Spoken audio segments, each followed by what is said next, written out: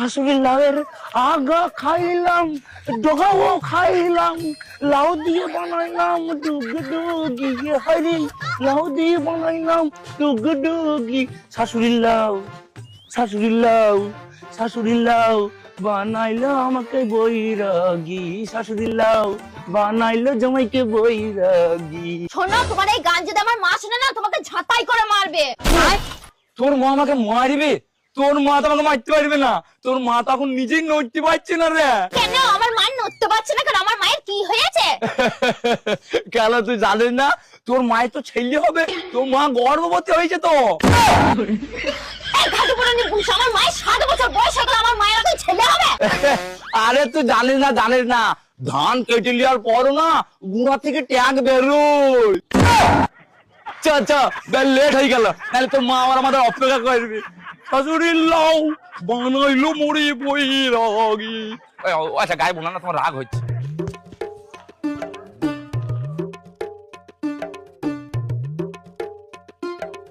শাশুড়ি মা, ও শাশুড়ি মা।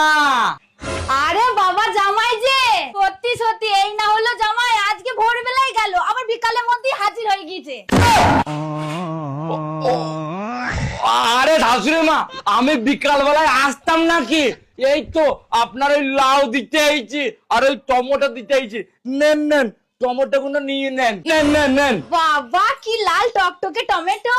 হ্যাঁ শাশুড়ি মা, পুরো লাল টকটকে তো, পুরো পেকটা একদম খয়ের হয়ে গিয়েছে, টিপবেন তো বীজ বেরিয়ে যাবে।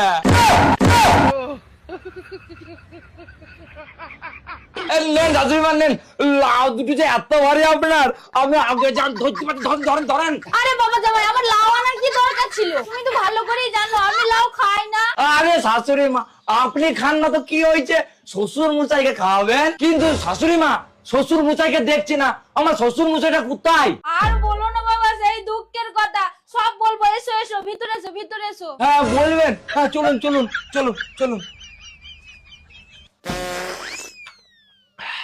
বলছি শাশুড়ি মা, আপনার সেই দুঃখের কথা বলুন শুনে। আর বাবা জামাই বলো না, তোমার শ্বশুর মশাই না আমাকে আর আগের মতন ভালোবাসে না গো। এ কি বলছেন শাশুড়ি মা? কিন্তু আপনি কোনো চিন্তা করবেন না, আমি আছি তো। এই তুমি শাশুড়ি মায়ের সাথে এসব কি কথাবার্তা বলছো? আরে তোমরা ফালতু ফালতু রেখে দিচ্ছ। আমি বলতে চাইছি, তোমার বাবা মানে আমার শ্বশুর মশাই শাশুড়ি মাকে কেন ভালোবাসে না, এই রহস্য আমি ফাঁস করেই ছাড়বো। ওই রহস্য তুমি ফাঁস করতে পারবা না বাবা।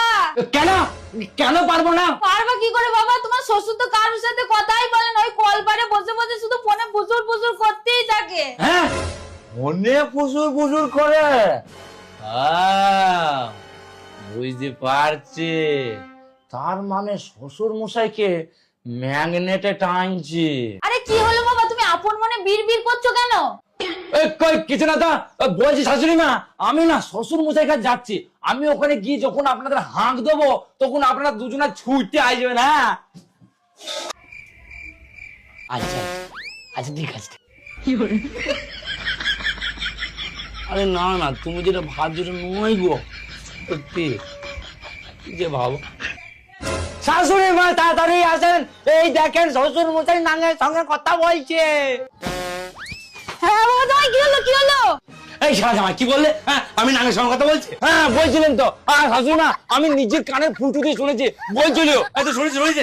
এই দেখ নাম্বার দেখ নাম্বার দেখ, আমি তো আমাদের মহাজনের সঙ্গে কথা বলছিলাম। হ্যাঁ মহাজনের সঙ্গে কথা বলছিলেন, কিন্তু আপনি আমার উপরে রাগ দেখাচ্ছেন কেন? রাগ দেখাবো না, তুই কি বলে আমি নাকি নাঙ্গের সঙ্গে কথা বলছি? আরে এই কথা কে বলেছে? আমি নাঙ্গের সঙ্গে কথা বলি সেটা বলিনি, আমি বললাম শাশুড়ি মা আমার শ্বশুরমশাই রং নম্বরে কথা বলছে। কত বড় বাউরি বাচ্চা বলা, মেয়ের মধ্যে কথা বলে দিচ্ছে। এই খবরটা তুলবেন না, স্পিকারে দিন, স্পিকারে দিন। হ্যালো সোনা, তোমার সাথে ফোনে কথা না বলে না আমার ঘুমই আসে না। আই লাভ ইউ আমার বুড়ি সোনা।